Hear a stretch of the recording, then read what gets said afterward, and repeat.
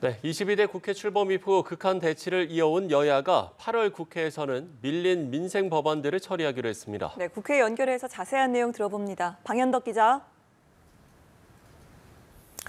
네, 국민의힘과 더불어민주당 원내수석 부대표가 오늘 비공개 회동을 한 뒤 합의 사실을 밝혔습니다. 직접 들어보시죠.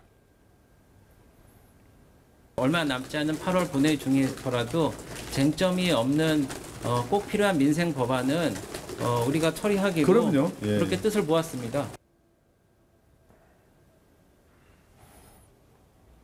부활화법이라든가 특히 이제 간호법 같은 경우도 좀 국민의힘에서 적극적으로 나서고 있거든요.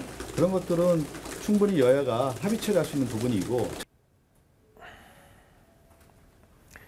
여야가 민생 법안을 함께 처리하기로 한 건 22대 국회 들어서 사실상 처음 있는 일입니다.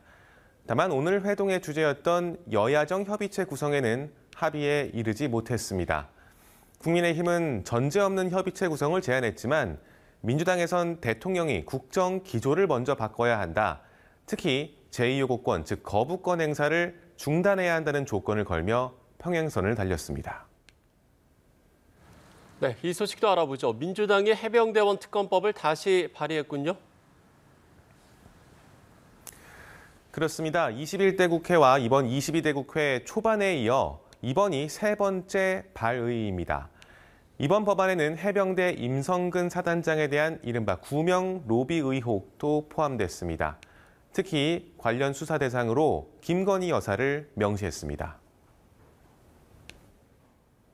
만약에 김건희 여사가 이 구명 로비에 직접적인 연관이 있다라고 하면 이것이야말로 국정농단입니다.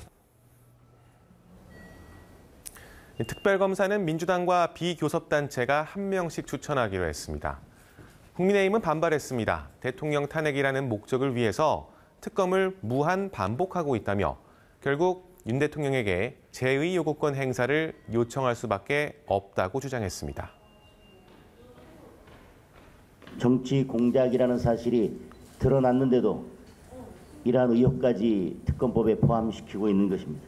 더 허접한 특검법입니다. 이 특검뿐 아니라 방송사법이나 노란봉투법 등에 대한 대통령의 거부권 행사, 또 민주당이 주도하는 각종 청문회가 줄줄이 예정돼 있는 만큼 모처럼 형성된 여야의 화해 분위기가 다시 급랭할 수도 있다는 전망이 나오고 있습니다. 지금까지 국회였습니다.